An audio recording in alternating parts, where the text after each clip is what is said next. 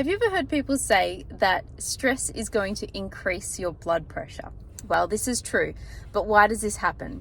Well, we have these very special receptors on our heart that are called beta-1 adrenergic receptors, and they respond to adrenaline and noradrenaline, or if you're in the US, epinephrine and norepinephrine, and they are essentially neurotransmitters that are going to be released out when we're stressed.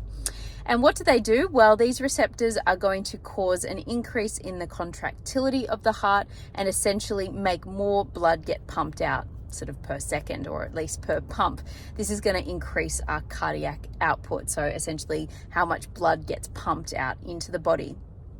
But what makes these receptors more sensitive to adrenaline and noradrenaline? Well, that is cortisol, which is also part of the stress response. So essentially what happens is when we are in a stressful situation, we get a release out of a hormone called ACTH from our pituitary gland. That ACTH is then going to go to the adrenal gland, and it's going to basically tell it to start converting cholesterol into cortisol, which we know is a stress hormone. That cortisol will then go to the heart muscle, and it will stimulate an increased production of these beta adrenergic receptors, which are going to respond to adrenaline and noradrenaline. So it's essentially going to make the pumping action of the heart bigger. Cortisol isn't done there when it's relating to our blood pressure.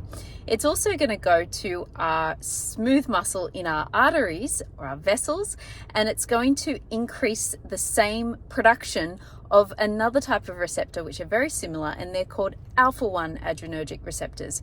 These two are also sensitive to adrenaline and noradrenaline, so they are going to cause the vasoconstriction of our blood vessels.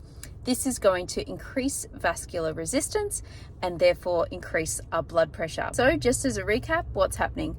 When we get stressed, we release out cortisol. This is going to stimulate the upproduction of alpha-1 and beta-1 adrenergic receptors, which respond to adrenaline and noradrenaline.